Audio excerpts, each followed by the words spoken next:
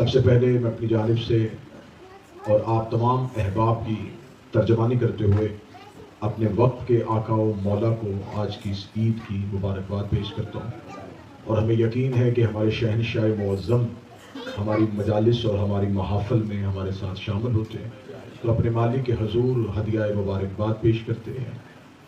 یہ حقیقت میں اسلام کی سب سے بڑی عید ہے، کیونکہ اسلام میں جتنی بھی عیدیں ہیں وہ اسلام میں ہیں، ان کی وجہ سے اسلام نہیں ہے۔ اگر عید فطر ہو یا عید الاضحیٰ ہو، یہ اسلام میں ہے، ان کی وجہ سے اسلام میں۔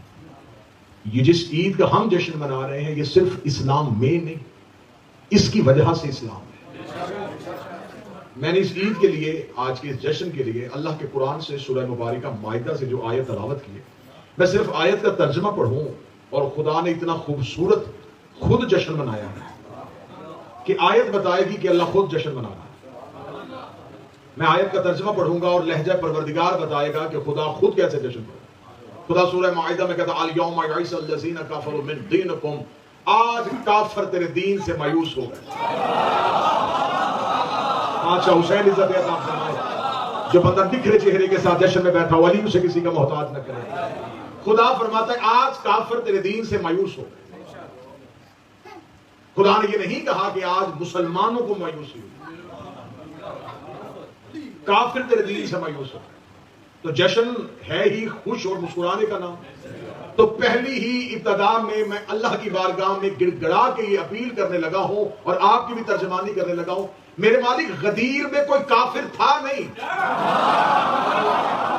مولا حسین نے ہاتھوں کو ہمیشہ سلام، کافر مکہ میں جا چکے، کوئی بھی کافر حج پڑھنے کے لیے مکہ نہیں آیا، مکہ میں تو کافروں کا داخلہ ہی بند تھا۔ تو میرے مالک سورہ مبارکہ مائدہ میں تو یہ کہہ رہا ہے آج کافر تیرے دین سے مایوس ہو گئے، اور خدا نے یہ کہا ہے کہ تیرے دین سے، دین کم، تیرے دین سے۔ ان کا دین اور تھا، تیرا دین اور ہے۔ تیرے دین میں نماز تھی، یہ مایوس نہیں ہوئے۔ تیرے دین میں روزہ تھا، یہ رکھتے رہے۔ تیرے دین میں جہاد تھا، یہ کرتے رہے۔ تیرے دین میں زکوٰۃ تھی، یہ دیتے رہے۔ تیرے دین میں امر بالمعروف تھا، یہ عمل کرتے رہے۔ ادھر تیرے دین میں علی اور ولی اللہ آیا، کافر فوراً مایوسی کا شکار ہو گئے۔ یقین کیجئے آج بھی کافر علی کی وجہ سے مایوس ہیں۔ کافروں کی مایوسی کا نام ولایت علی بن ابی طالب۔ خدا نے فرمایا آج کافر تیرے دین سے مایوس ہو گئے، لیکن مجھے ان کی مایوسی کی کوئی فکر نہیں۔ الیوم اکملت لکم دینکم، کیونکہ آج ہم نے تیرے دین کو مکمل کر دیا ہے۔ آج ہم نے تیرے دین کو مکمل کیا ہے۔ اس میں کوئی دوسری رائے نہیں ہے کہ یہ صرف شیعوں نے عقیدہ بنایا ہے۔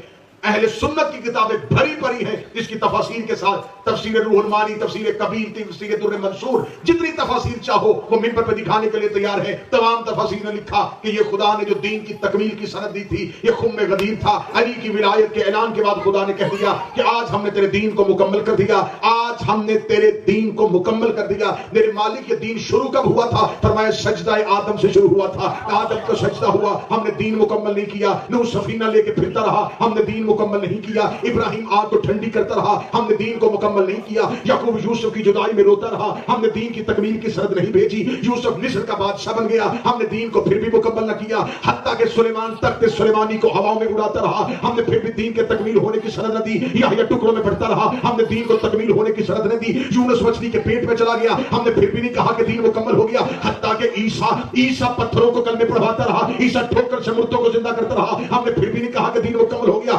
نبیوں کا نبی آ گیا، سرداروں کا سردار آ گیا، کائنات کا سب سے بڑا نبی آ گیا، ہم نے پھر بھی نہیں کہا دین مکمل ہو گیا۔ لا الہ الا اللہ کہتا رہا، دین مکمل نہیں ہوا۔ ہجرت پیغمبر آ گئی، دین مکمل نہیں ہوا۔ نبی مدینے میں آ گیا، کافر مسلمان ہو گئے، مسلمان ایک دوسرے کے بھائی بن گئے، ہم نے پھر بھی نہیں کہا دین مکمل ہو گیا۔ حتیٰ کہ خیبر کا دروازہ ہواؤں میں اڑتا رہا، ہم نے پھر بھی نہیں کہا دین مکمل ہوا۔ خندق عبور ہوتی رہی، ہم نے پھر بھی نہیں کہا دین مکمل ہو گیا۔ آیتیں اترتی رہی، ہم نے پھر بھی نہیں کہا دین مکمل ہوا۔ مسلمان روزے رکھتے رہے، ہم نے پھر بھی نہیں کہا دین مکمل ہوا۔ ادھر آخری حج آیا، ادھر پالان کا منبر بنا، ادھر نبی کے ہاتھوں پہ علی کا ہاتھ آیا۔ خدا نے کہا اب تیرا دین مکمل ہو گیا۔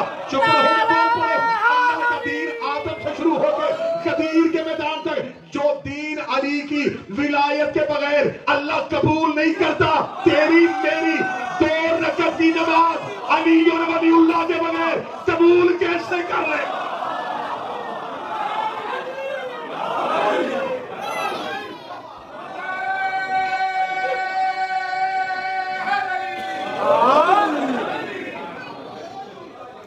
دو جگہوں پہ مجمع لگا تھا، ایک عرش پہ لگا تھا جب آدم کی خلافت کا اعلان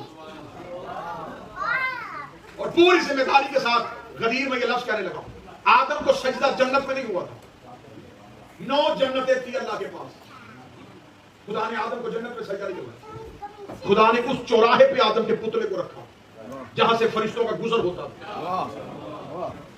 25,000 نوری سال آدم کا پتلا موجود رہا، سجدہ نہیں ہوا۔ آدم کا پتلا عرش کے چوراہے میں چوک میں تھا، ملائکہ گزرتے تھے، سجدے کا حکم ملے 25,000 نوری سال حیات القلوب علامہ مجلسی علیہ رحمۃ، آدم کا پتلا موجود رہا، خدا نے سجدہ کروایا ہی نہیں، حکم ہی نہیں۔ میرے مالک تو نے چوک میں آدم کا پتلا کیوں رکھا؟ فرمایا ابھی پتلا ہے، پھر اس نے خلیفہ بن گیا عرش کے چوک میں، کیونکہ میرے پاس جنتیں ہیں 9، ہر جنت میں ہر فرشتہ نہیں رہتا، کسی فرشتے کی اس جنت تک پہنچ نہیں، کوئی وہاں پہ، کیونکہ جو قیام میں ہے وہ اللہ کے حکم کے بغیر قیام نہیں توڑ سکتا، جو رکوع میں ہے وہ رکوع نہیں توڑے۔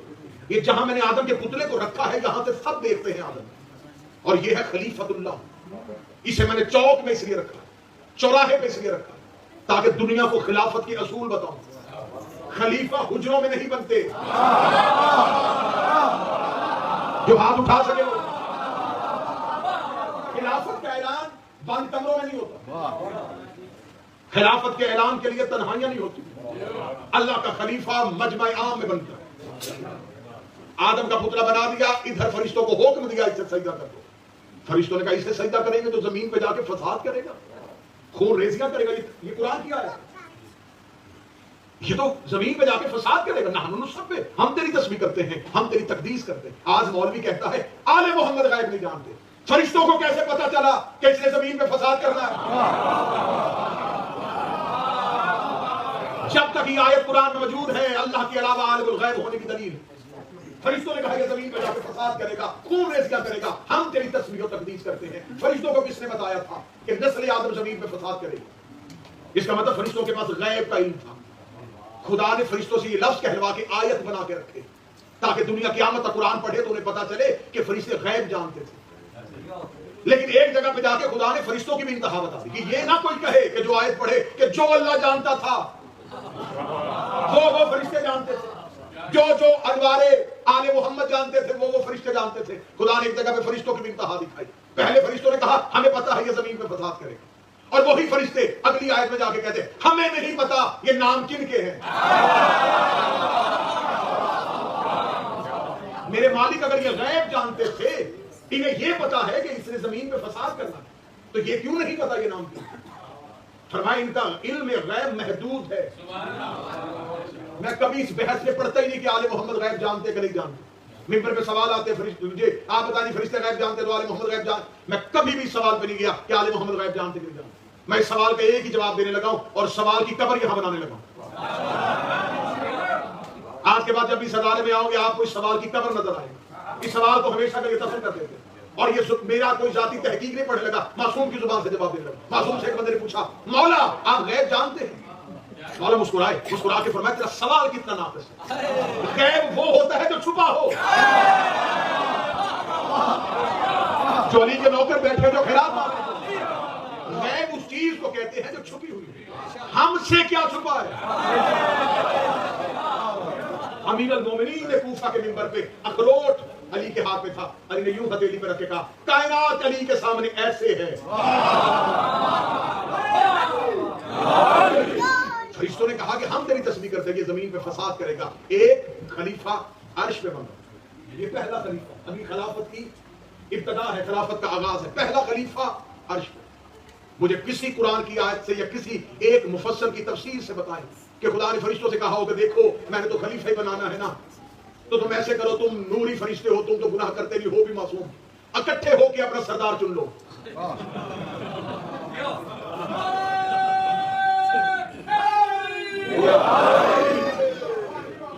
جو نوجوان بیٹھے مجھے بتائیے، جبریل امین سید الملائکہ ہے، فرشتوں کا سردار، یہ فرشتوں نے اکٹھے بیٹھ کے اسے چنا تھا کہ یہ ہم میں سے بڑا ہے، بزرگ بھی ہے، زیادہ بہتر جانتا بھی ہے، کسے بنا لیتے ہیں؟ ایسا نہیں ہوا. جبریل کو فرشتوں کا سردار کس نے بنایا؟ بول پڑے ہاں. تو پھر اتنے ہی دھیمے لہجے میں مجھے اگلی بات بتا دیجیے گا، جب اللہ فرشتوں کا سردار نوری فرشتوں کے اجماع سے نہیں بناتا تو اپنا خلیفہ غیر معصوموں کے اجماع سے کیسے بناتا؟ ایک عرش پہ خلافت کا اعلان ہو رہا ہے، ایک فرش پہ، وہاں بھی مجمع،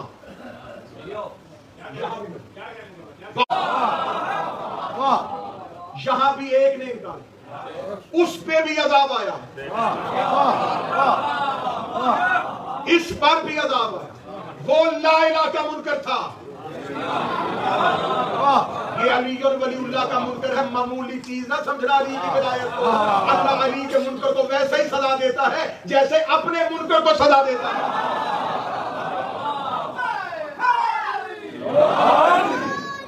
اور خدا نے آدم کی جب خلافت کا اعلان کیا تو خدا نے کیا کہا؟ خدا نے فرشتوں سے کہا میں اسے خلیفہ، انی جاعل فی الارض خلیفہ، میں غدیر عرش سے شروع کر رہا ہوں.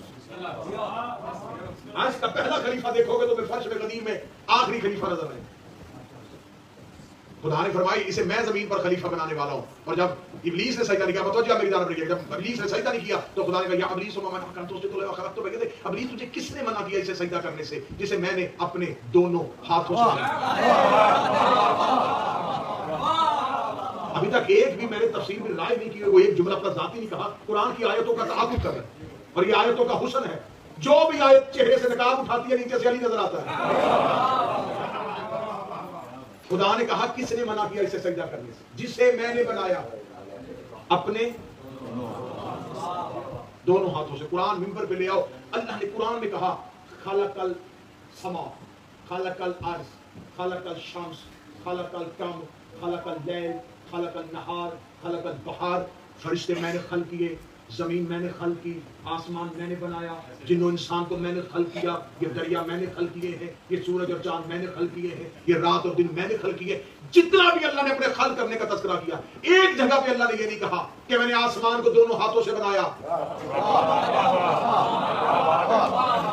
تمہید سمجھیے گا غدیر، خدا نے کہیں نہیں کہا کہ زمین کو میں نے اپنے دونوں ہاتھوں سے بنایا، بس یہ کہا خلق الشمس، کر دی خلق، چاند خلق کر دیا، زمین خلق کر دیا، آسمان خلق کر دیا. میرے مالک پورے قرآن میں تو کہہ رہا ہے میں نے یہ بھی خلق کیا، میں نے یہ بھی خلق کیا، کہیں تو نے نہیں اپنے ہاتھوں کا ذکر کیا. لیکن جب آدم کی بات آئی فرمایا خلق تو یدے، اسے میں نے اپنے ہاتھوں سے بنایا.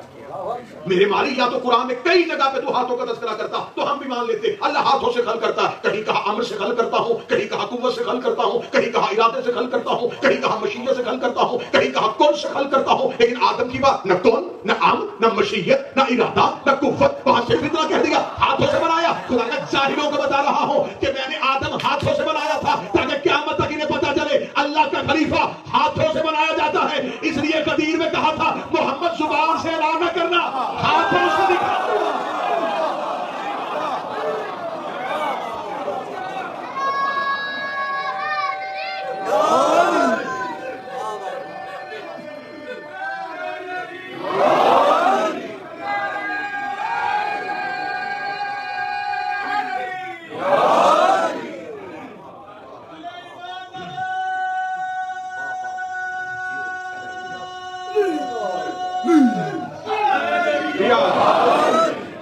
خلیفہ جب بھی بنے ہاتھوں سے بنے.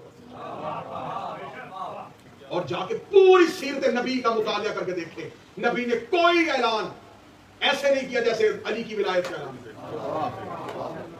نماز پڑھو بیٹھ کے حکم دے دیا، نماز پہنچائی مجمع نہیں لگایا.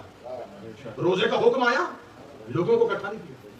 زکات کا حکم آیا اللہ حکم دیتا رہا نبی پہنچاتے رہے. اتنا اہتمام کسی حکم کا نہیں ہوا جتنا ولایت امیر المومنین کے اعلان تھا.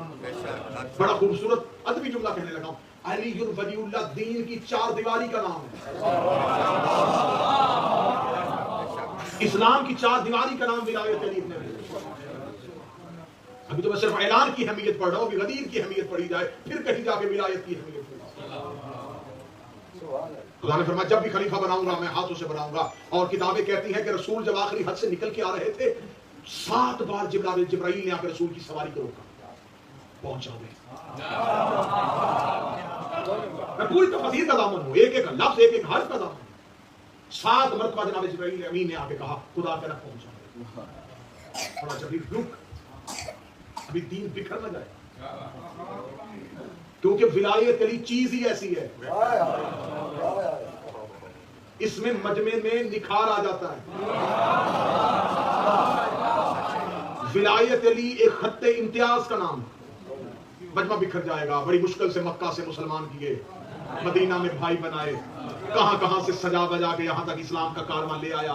یہاں ولایت علی کا اعلان ہوا تو یہ بکھر جائیں گے، یہ بکھر جائیں گے، چلے جائے گا سارا مجمع۔ 7ویں مرتبہ کے یوں سواری پیغمبر پہ جبریل امین نے اپنا پر رکھ کے کہا اب حکم آئے یا ایھا الرسول۔ رسول کا لفظ کیوں کہا؟ رسول کہتے بھیجے ہوئے کو، رسول کہے تاکہ پتا چلے کس لیے بھیجا ہے۔ بلغ، پہنچا، منوانا، منوانا تو نے نہیں، دوسرا پہنچا۔ لم تفعل فما بلغت رسالہ۔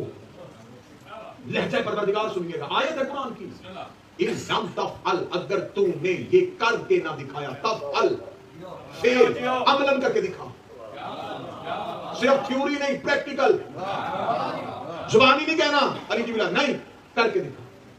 فما بلغت رسالہ، اگر یہ نہ ہوا رسالت کا کچھ بھی نہیں،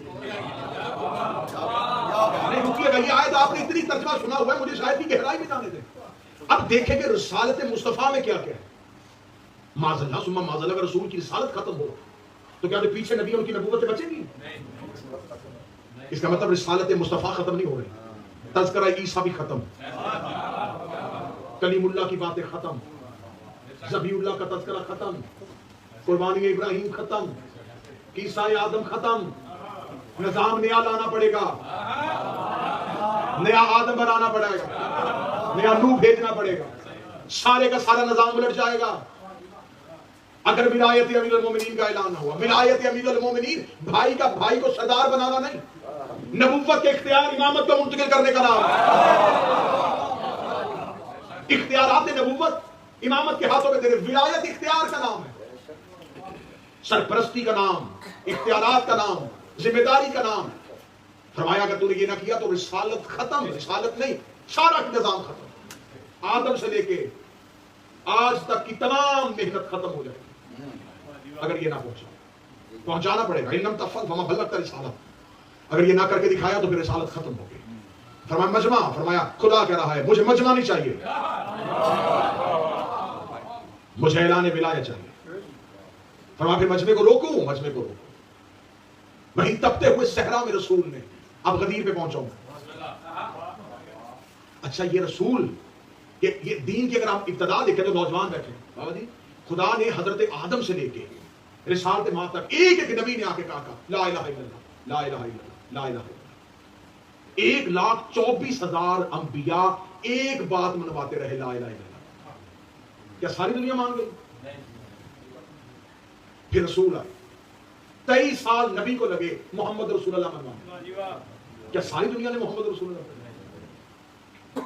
1500 برس بیت گئے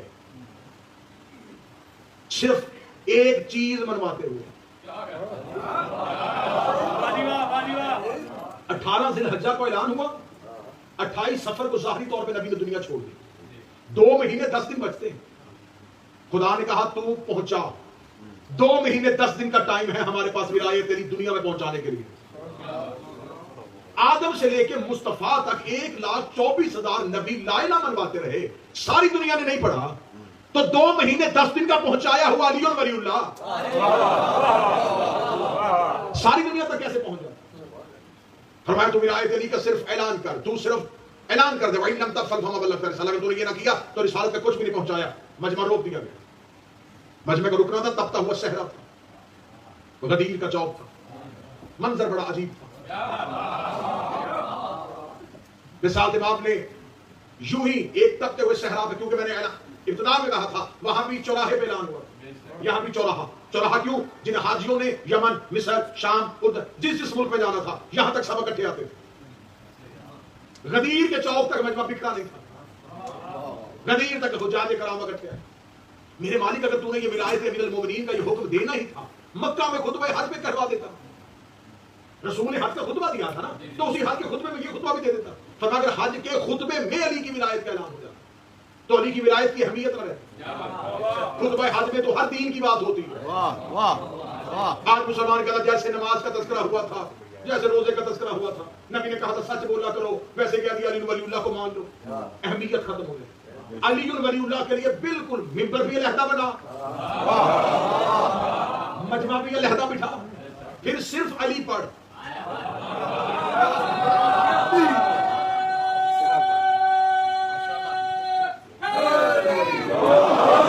مجمع بٹھا لو تو پھر صرف فضائل علی پڑھنا. یہ جو نصیحت کی باتیں تھی، نماز پڑھو، داڑھی رکھو، حج کرو، زکات دیا کرو، اچھے عمل کیا کرو، ہمسایوں سے اچھا سلوک کیا کرو، یہ ساری باتیں خطبہ حج پہ کر لینا. لیکن جب مجمع علی کے نام پہ روکے، پھر کوئی باز نہ کرنا، پھر کوئی نصیحت نہ کرنا، پھر صرف اہمیت علی بتانا، پھر صرف فضائل علی بتانا. تو میری آج کے دور کے جدید ترین مولوی سے گزارش ہے جو ہمیں مشورے دیتے ہیں کہ جب مجلس شبیر ہو، نصیحت کی باتیں کیا کرے، اصلاح کی باتیں کیا کرے. جب مجمع آتا ہی علی کے نام پہ ہے تو پھر فضائل پڑھے جاتے ہیں، حقیقتیں نہیں بتائی جاتی. تب مجمع سجا علی کے نام پہ.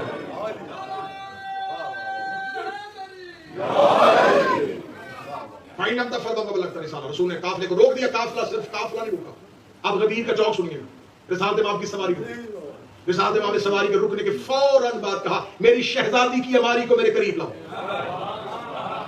ایک نیا زاویہ غدیر کا پڑھنے لگا، صرف چوک کا منظر پڑھنے لگا.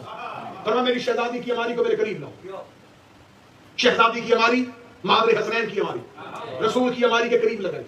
عماری کا پردہ رسول کی سواری کے بالکل قریب آیا. رسالت امام نے عماری کا پردہ اٹھا کے ابھی سیدہ کے چہرے کی زیارت کی. شہزادی مسکرا کے کہتی ہے آ گیا علی کی ولایت کا حکم.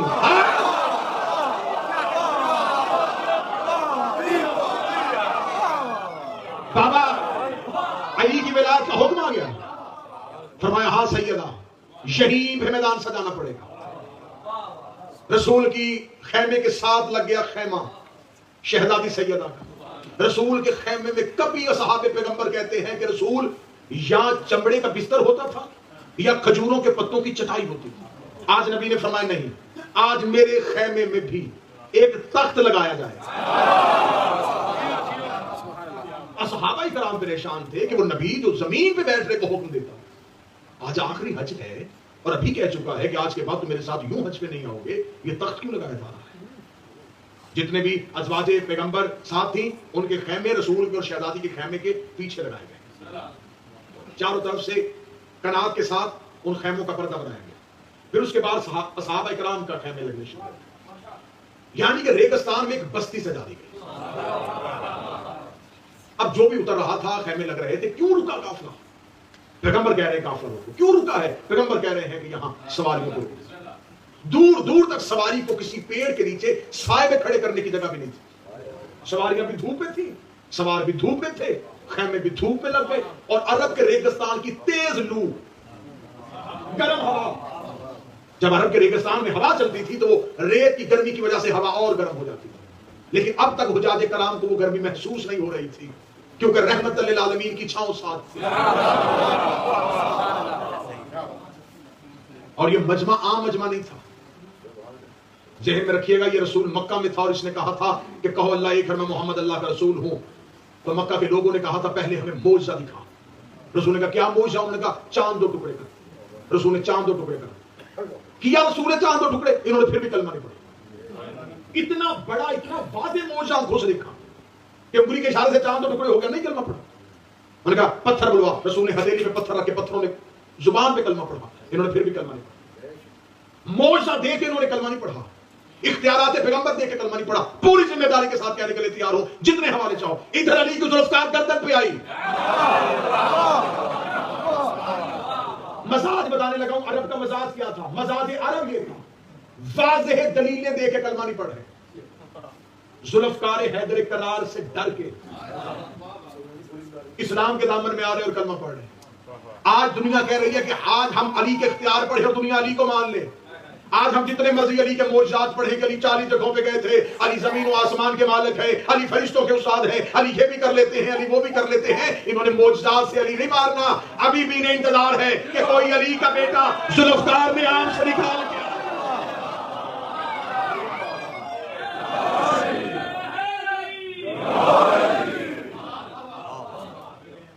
انتظار ہے ذوالفقار حیدر کا.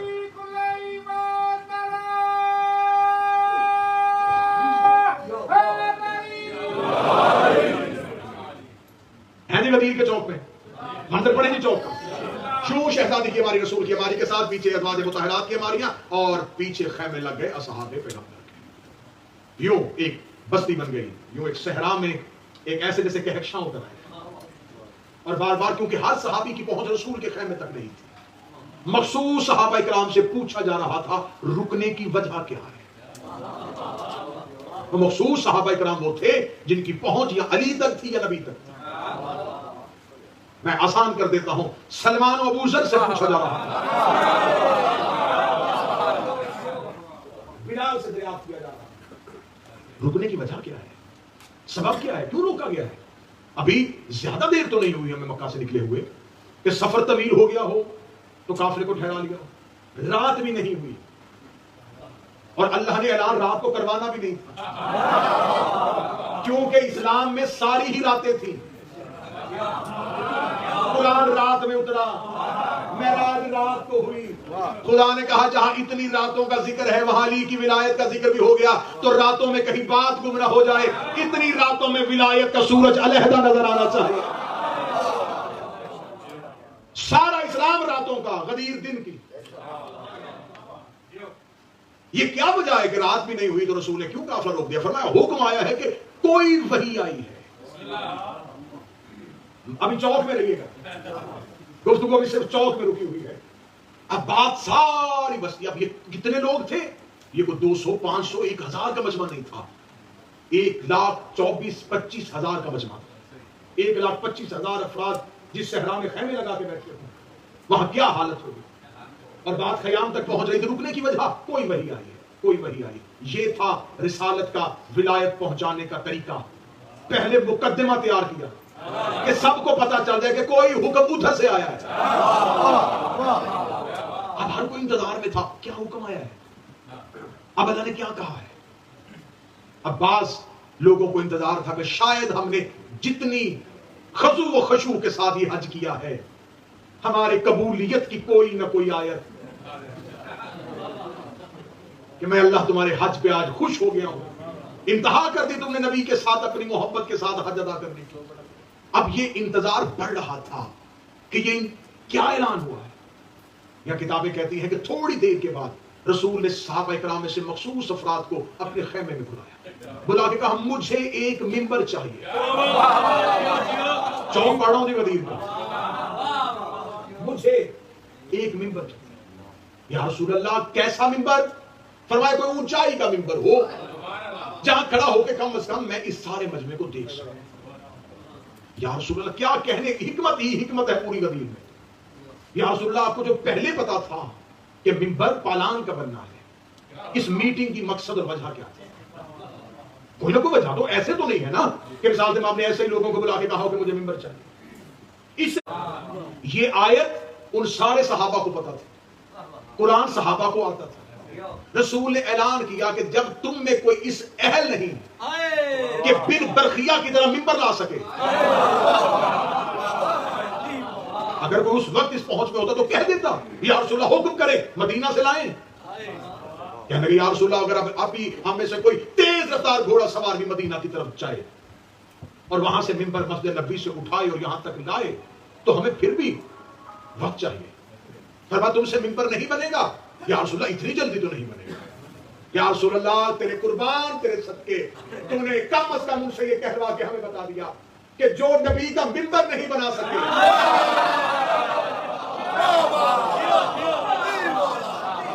سے منبر کیسے بنا. اسے صرف ممبر نہ بنا، وار سے ممبر کیسے بن سکتا تھا؟ یا رسول اللہ ممبر اتنی جلدی نہیں بنے گا. پھر فرمایا ایسے کرو، اونٹوں کے پالان اتارے. یا رسول اللہ ایسا تو کبھی ممبر آپ نے نہیں بنوایا. فرمایا اعلان بھی پہلے کبھی ایسا نہیں ہوا. اب پالان اتر رہے ہیں اونٹوں سے. اب میں بالکل چوک پڑ رہا ہوں. رسالت مآب اپنے خیمے سے اٹھے، امیر المومنین کے خیمے، پوری باریک بینی سے غدیر پڑھنے لگا ہوں. امیر المومنین اپنے خیمہ میں مصلی عبادت پہ، علی سجدے میں سر رکھ کے کہہ رہے تھے سبحان ربی الاعلی.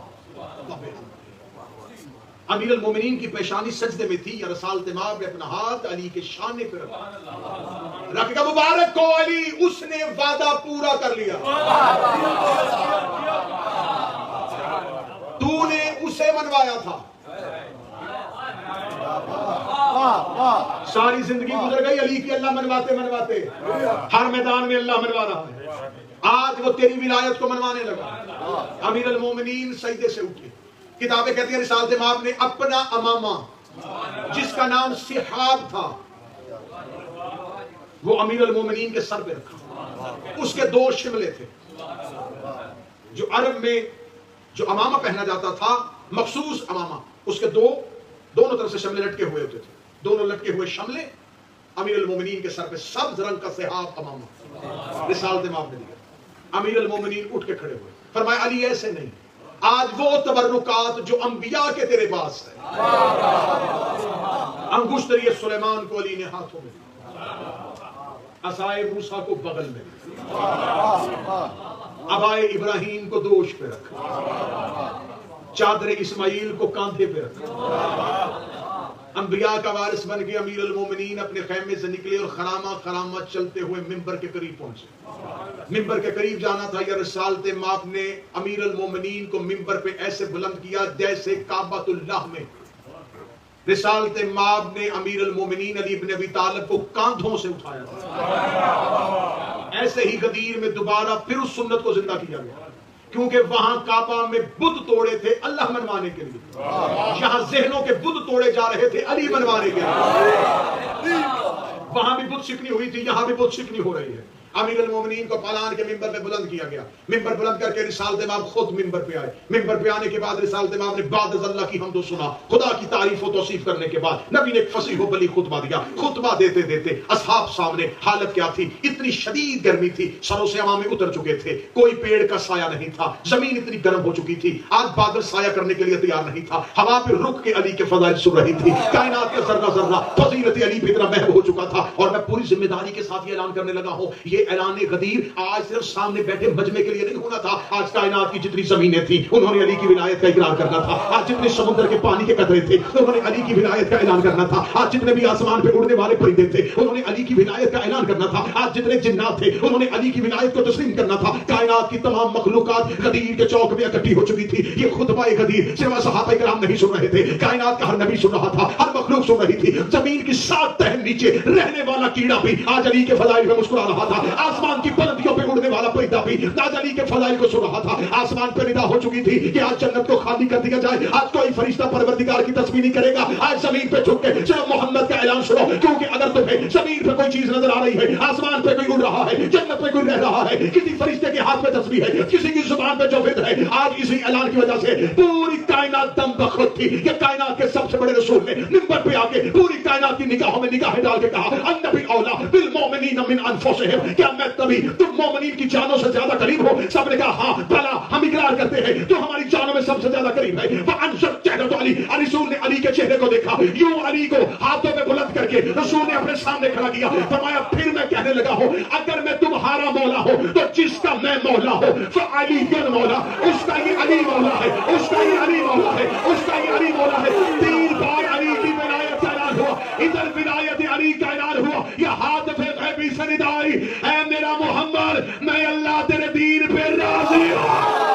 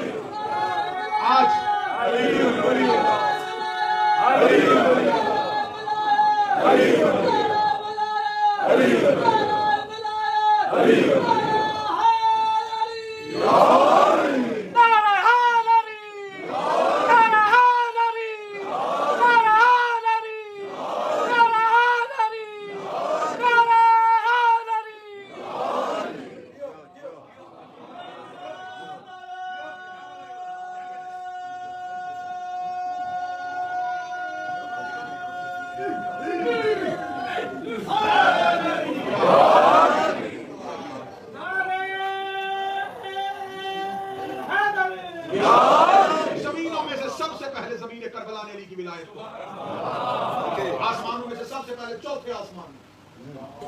اسی یہی وجہ ہے کہ عیسیٰ وہاں پہ رکا ہوا انتظار ولی العصر کے لیے. پھولوں میں سے سب سے پہلے گلاب نے، اجناس میں سے سب سے پہلے چاول کے دانے نے، فرشتوں میں سے جبریل امین نے سب سے پہلے ولایت علی کا اقرار. یہ سارے ولایت علی کا اقرار کر رہے تھے. میں کیا کروں؟ 250 کتاب اہل سنت کی، 250 چھوٹی کتابیں نہیں، معتبر اہل سنت کی کتابوں کی. غدیر 1 گھنٹے کا مضمون ہے. ہمارے مذہب جعفریہ کے سب سے بڑے عالم دین علامہ امینی، بہت بڑے عالم دین، انہوں نے 20 جلدوں کی کتاب لکھی الغدیر.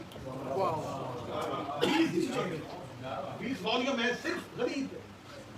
3 جلدیں اس میں صرف کسی بات پہ گزر گئی ہیں کہ ولایت کہتے کسے. ان میں سے 1 جلد پڑھی جائے تو میرا خیال ہے 365 دن چاہیے، اور 20 جلدیں لکھ دی ہیں. اور صرف غدیر، صرف ایک عالم دین. جب وہ دنیا سے چلے گئے تو ان کے مرنے کے بعد ان کے بیٹے نے پہلے دن ان کے بلندی درجات کے لیے محفل رکھی، رات کو سو گیا، خواب میں امیر المومنین کی زیارت آئی، فرمایا اب بھی امینی کو کچھ بھیجنے کی ضرورت ہے کہ ابھی تو اپنے باپ کے اظہار ثواب کے لیے کچھ بھیجنا چاہتا ہے. جب وہ میری ولایت پہ غدیر پہ 20 دن 250 250 کتابیں اہل سنت کی جنہوں نے غدیر لکھی. میں نے کہا کہ کس کس نے سب سے پہلے کہا؟ صحابہ اکرام میں سے ایک صحابی، میرے اہل سنت بھائیوں کے صحابی ہیں، عزت سے نام لیتے، انہوں نے اٹھ کے کہا بخن بخن. بخن بخن عربی زبان میں ہم اس کا ترجمہ کرتے تھے مبارک مبارک. مبارک اس کا ترجمہ نہیں ہے. جیسے ہم فدائے علی پڑھیں گے تو آپ کہتے ہیں واہ واہ، عربی زبان میں اس واہ واہ کو بخن بخن کہتے ہیں. اور انہوں نے کیا کہہ کے مبارک دی تھی وہ لفظ پڑھوں؟ انہوں نے یہ نہیں کہا رسول کے بھائی، حسنین کے بابا، سیدہ کے شوہر، انہوں نے کہا ابو طالب کے بیٹے.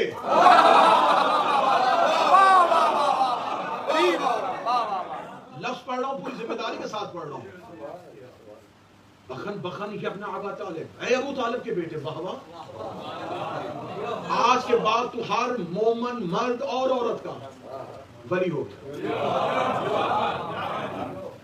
لہذا صحابہ اکرام سے دین لینے والوں سے میری گزارش ہے، اس صحابی نے کہا تھا ہر مومن مرد کا علی ولی ہے. اب جو بھی مرد ہوگا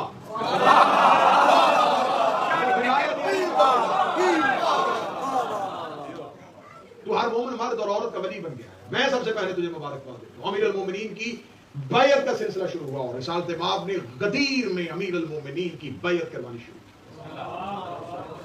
صرف یہ نہیں ہے کہ آپ نے زبانی اقرار کر لیا ہے کہ ہم نے اقرار کر لیا، زبانی اقرار کی ضرورت نہیں.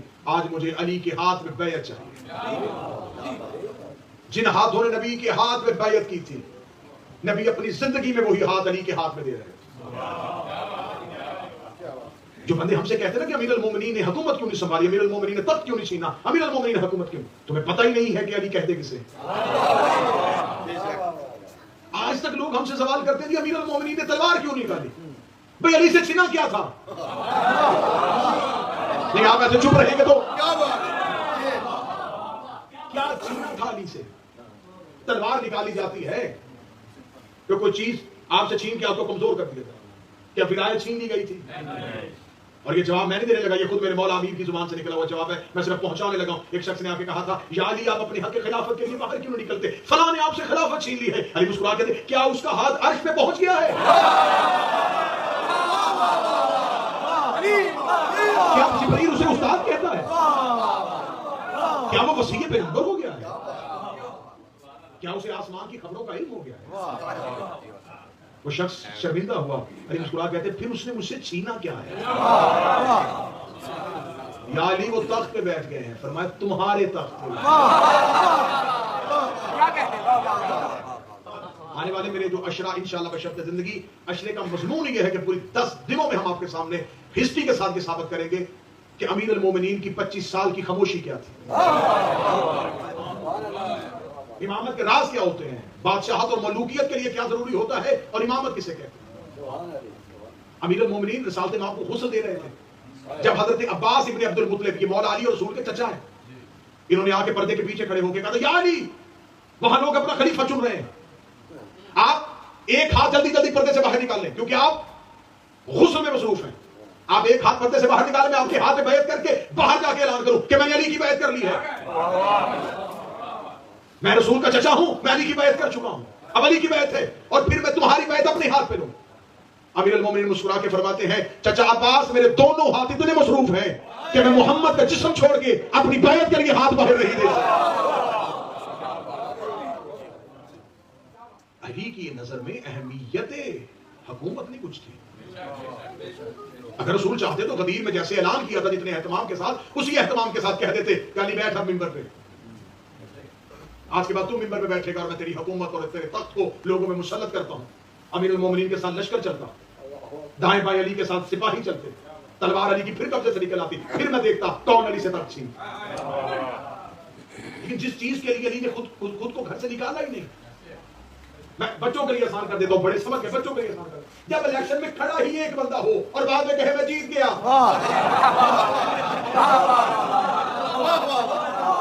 مقابلہ کیوں نہیں ہوتا؟ مجھے کسی جگہ پہ میرے 11 اماموں میں سے ایک خلافت کے لیے الیکشن میں دکھاؤ. کسی ایک امام نے اپنے آپ کو مقابلے میں پیش کیا نہیں. ولایت علی اور ولایت علی کا اعلان ہو چکا تھا, اب امتحان امت کا شروع ہو چکا تھا. رسول اپنا امتحان مکمل کر چکے, مطمئن ہو گئے تھے حسنین کے. اب جو میں نے پہنچانا تھا پہنچا دیا, اب ہے امت کا امتحان. اب دیکھتے ہیں کہ امت اپنا ہاتھ کس کے ہاتھ میں دیتی. بیعت امیر المومنین جب غدیر میں ہو چکی تھی تو پھر غدیر میں ہونے والی بیعت کے بعد دوبارہ بیعت کی, اور کتابیں کہتی ہیں کہ 3 دن مسلسل رسول نے روکا ہے کافی. جو آگے چلے گئے, جو واپس بلایا تھا, جو پیچھے گئے ان کا انتظار کیا. رسول کے اس فعل نے بھی ایک درس دے دیا کہ علی کی محبت میں نہ زیادہ آگے چلے جانا,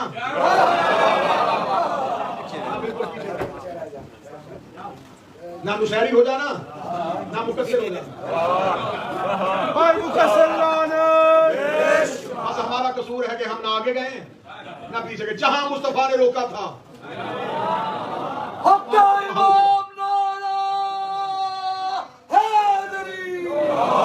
آخری سطروں پہ آ رہا ہوں, جشن ختم ہو رہا ہے. بالکل آخری سطروں پہ آ رہا ہوں. انشاءاللہ عشرہ محرم آپ کے سامنے ڈیوٹی ہوگی, نوکری ہوگی, اور مسلسل آپ کے سامنے مختلف معروضات پیش کی جائیں گی. رسالت امام نے اتنی دیر اتنی تاخیر قافلے کیوں کرنا؟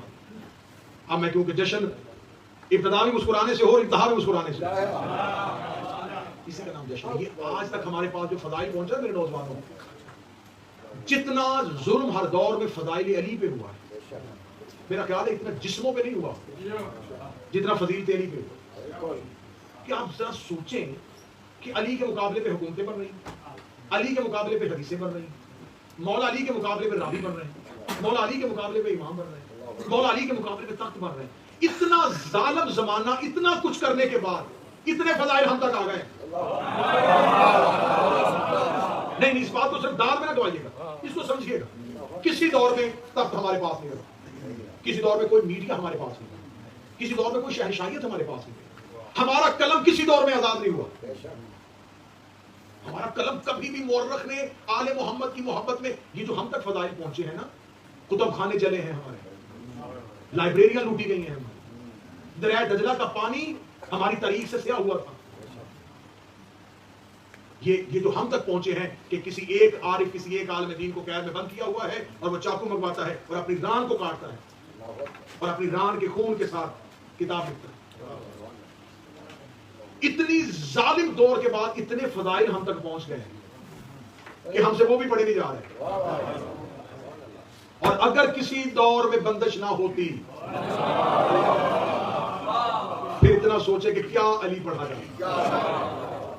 تقیہ کا دور, مذہب چھپانے کا دور, جہاں شوہر بیوی سے مذہب چھپا رہا تھا, جہاں کوئی کسی پہ اعتبار کرنے کے لیے تیار نہیں تھا, اس دور کے بعد بھی. اور میں پوری ذمہ داری کے ساتھ یہ بات, اور خصوصاً برطانیہ میں یہ بات ضرور کہوں گا کہ رسالت امام نے اپنے آخری خطبہ حج میں, مسلمان ہی نہیں, خطبہ غدیر پہ عیسائیوں کے لوگ بھی رسالت امام نے خطوط لکھ کے بلوائے تھے. عیسائیوں کے وفد تھے جو حج تو پڑھ نہیں سکتے تھے, لیکن غدیر کے چوک میں وہ رپورٹنگ کرنے کے لیے آئے, کیونکہ یہاں رسول نے اعلان کر دیا تھا یہاں اسلام کا منشور دیا جائے گا. وہ آخر اسلام کو دیکھ تو رہے تھے نا بڑی گہرائی کے ساتھ, یہ مکہ سے چلا ہے, یہ اتنی بڑی سلطنت بن گئی ہے, یہ سب کچھ کیا ہو رہا ہے, اتنی جلدی یہ اتنا اسلام کیسے پھیل گیا. اور انہیں پتا تھا کہ آخری حج ہے اور اس میں رسول جو مسلمانوں کا نبی ہے وہ منشور دینے لگا ہے. یہ منشور لینے کے لیے رسالت امام نے عیسائیوں کو کیوں بلایا؟ پتا تھا ان کا پیچھا کسی نے نہیں کرنا.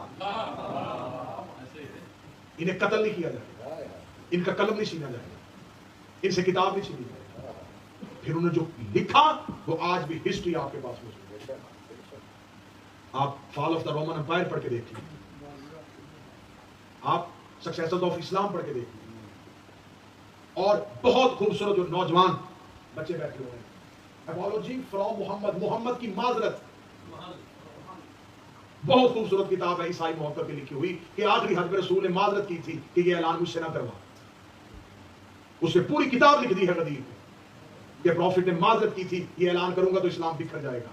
جو خطرہ نبی کو تھا وہ اسلام میں ہوا, صرف علی کی شہنشاہیت کو تسلیم نہیں کیا. امیر المومنین کی ولایت کا اعلان ہوا اور یوں سارے کا سارا نکھر کے چہرے سامنے آ گئے. بڑا خوبصورت لفظ کہنے لگا ہوں, بہت سے کافر تھے جو اسلام کے نقاب میں چھپے ہوئے تھے.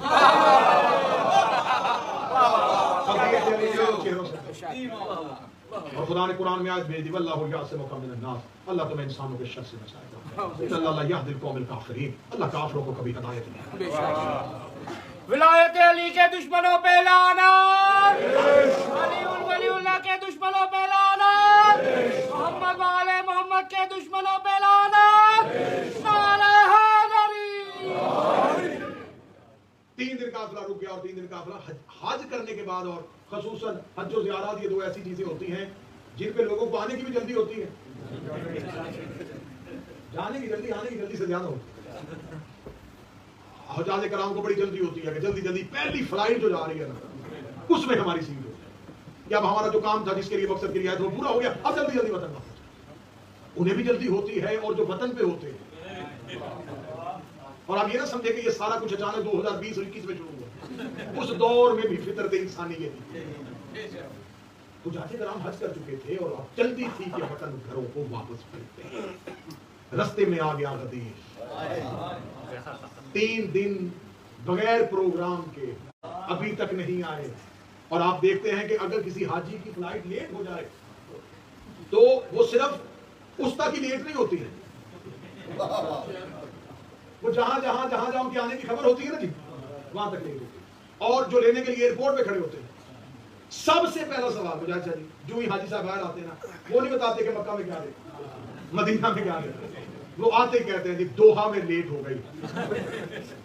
وہاں سے فلائٹ پورے ٹائم پہ تھی. سب سے پہلے تاخیر کی وجہ بتاتے, یہی ہے سب سے پہلے وجہ بتاتے, دیر سے اس لیے پہنچے, تھوڑا انتظار کرنا پڑ گیا تھا, فلائٹ لیٹ آئی تھی, ہم تو گھر سے ٹائم پہ نکلے تھے, ایئرپورٹ میں بٹھا لیا گیا تھا, اس وجہ. سب سے پہلے تاخیر کی وجہ بتاتے ہیں. پھر جو لینے کے لیے آئے ہوتے وہ گھر والوں کو فون کرتے, پہنچ گئے ہیں, خیریت سے ہیں, اس وجہ سے لیٹ ہو گئے تھے. وہ وجہ صرف حاجی تک نہیں رہتی, وہ وجہ بڑی دور تک چلی جاتی ہے. بس محمد اور اللہ کا مشترکہ منصوبہ بھی یہی تھا, انہیں تھوڑی دیر کے لیے غدیر کے چوک میں روک دے, کہیں ایسے نہ ہو تھوڑی دیر اعلان سن کے چلے جائیں, گھروں میں جا کے بچوں کو نہ بتائیں, گھر والوں کو نہ بتائیں, وطن والوں کو نہ بتائیں. انہیں اتنی دیر تو روک لے کہ جب یہ واپس پہنچے کوئی پوچھے گا دیر سے کیوں آئے, تاخیر سے کیوں آئے, لیٹ کیوں آئے, تو پھر مجبوراً بتانا پڑے گا غدیر میں رکے تھے, اعلانوں کا منبر بن گیا تھا, رسول نے اپنے بعد علی کو ہمارا ولی بنا دیا. ولایت علی کا اعلان ہو گیا اور اختیارات ہیں.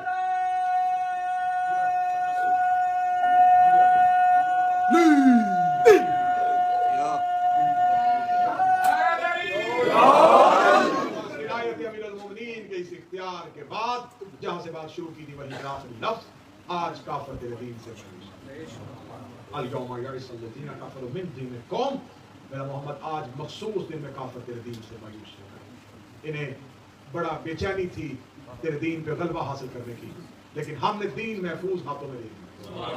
نبوت کے بعد دین لاوارث نہیں ہے, نبوت کے بعد دین ولایت کے ہاتھوں میں.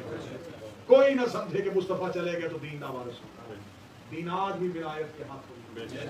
اس لیے جب استاد اگر بچے کو 6 یا 8 گھنٹے اسکول میں بٹھاتا ہے, تو جب بچے کو چھٹی دیتا ہے گھر جانے کے لیے, تو اسے پتا ہوتا ہے کہ اگر یہ گھر چلا گیا, شرارتوں میں مگن ہو گیا, جو آج پڑھایا ہے کہیں ضائع نہ کر دے, تو وہ جاتے ہوئے ہوم ورک دے کے جاتا ہے.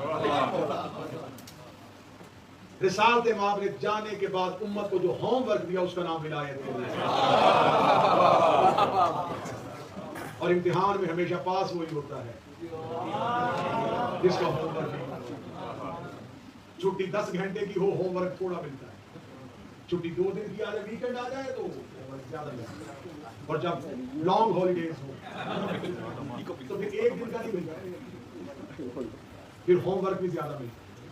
نبوت کے بعد چھٹیاں لمبی تھیں، اور آج کے دور میں جو ہم ہیں کیونکہ قائم کے آنے تک، اور چلیں اسی مثال کو آگے بڑھا دیتے ہیں، ہمارے جو دور ہوتا تھا کیونکہ اب یہاں پر انٹرنیشنل جو اسکول سسٹم ہے، جو یہاں کا اسکول سسٹم ہے اسے تو ہم نہیں سمجھتے، لیکن بزرگ جو پاکستان سے مربوط ہیں وہ ہماری گواہی دیں گے کہ ایسا ہوتا ہے کہ جس نے ہوم ورک دیا ہوتا ہے نا چھٹیوں میں، جو ٹیچر دیا ہوتا ہے، جب چھٹیاں ختم ہونا ٹیچر بھی وہی ہونا چاہیے۔ اگر ٹیچر نیا آ جائے نا، کہ پرانے ٹیچر کی کہیں ٹرانسفر ہو گئی تو نیا ٹیچر آ گیا، تو شرارتی بچے اس ٹیچر کو دھوکہ دے دیتے کہ ہمیں تو پرانے ٹیچر نے دیا ہی کچھ نہیں تھا۔ تو جس نے دیا ہوتا ہے جب وہ آگے بیٹھا ہوتا ہے نا تو پھر کوئی جھوٹ نہیں بول سکتا۔ اب اس سے اچھا جشن میرا خیال ختم نہیں ہو سکتا، اس لیے اس نے کہا تھا کلونا محمد۔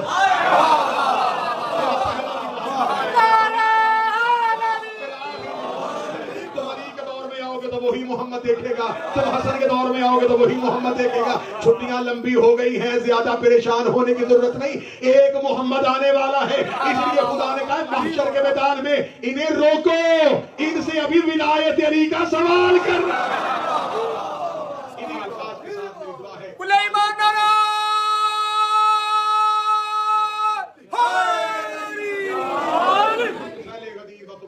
امیر المومنین بدفعل اعلان ولایت امیر المومنین، ہماری آج کی اس خوشی کو اپنی بارگاہ میں قبول و منظور فرمائے۔ جو حاجات دعائیں اپنے دلوں میں لے کے آئیں، اس دہلیز سے کوئی خالی ہاتھ واپس نہ جائے۔ جو بیمار ہے میرے مالک صحت کلی عطا فرمائے، بالخصوص سید فاروق شاہ صاحب علیل ہے، میرے مالک انہیں صحت عطا فرمائے۔ جو پریشان حال ہے ان کی پریشانیوں کو دور فرمائے، جو مقروض ہیں ان کے قرض دور فرمائے۔ میرے مالک اس اشوق دور میں ہر ایک مومن کی عزت، مال، رزق کی حفاظت فرمانا، ہر طرح کی بیماری اور وبا سے محفوظ و مامون فرمانا۔ میرے مالک ایام ازا قریب ہے، پوری دنیا میں جہاں جہاں علی ولی اللہ پڑھنے والے ہیں، میرے مالک ان عزاداروں کی بارگاہوں کی مجالس کی جلوسوں کی حفاظت فرمانا، دشمنان نے آل محمد کے شر سے محفوظ و مامون فرمانا، ہمارا خاتمہ بالعقیدہ بالایمان فرمانا۔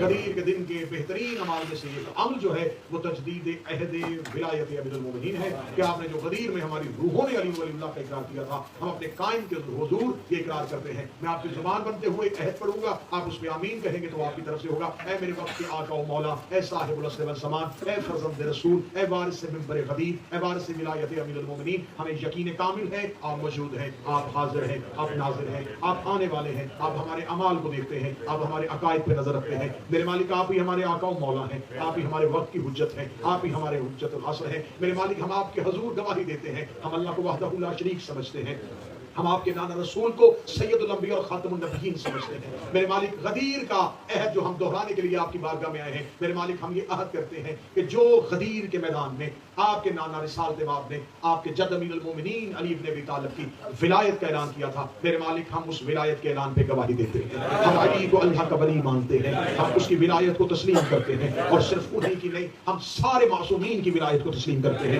ہم آپ کے اختیارات کو تسلیم کرتے ہیں، ہم آپ کے گھر کی عزت و عصمت کو تسلیم کرتے ہیں۔ اللہ نے جو رفت اور بلندیاں آپ کو بخشی ہیں، ہم ان بلندیوں کو تسلیم کرتے ہیں۔ ہم مانتے ہیں آپ ہی اللہ کے مظہر ہیں، ہم مانتے ہیں آپ ہی اللہ کے نمائندے ہیں، ہم یہ اقرار کرتے ہیں آپ ہی زمین پر اللہ کا وسیلہ ہے۔ میرے مالک ہم اسی گواہی پہ زندہ رہنا چاہتے ہیں، اسی گواہی پہ مرنا چاہتے ہیں۔ میرے مالک اگر آپ کے ظہور سے پہلے ہم دنیا چھوڑ کے جا چکے، میرے مالک آج 18 ذی الحجہ گزرتے ہوئے دن کے بعد اس سب میں ہم آپ کے حضور یہ گواہی دیتے ہیں، ہم علی ولی اللہ پہ آج بھی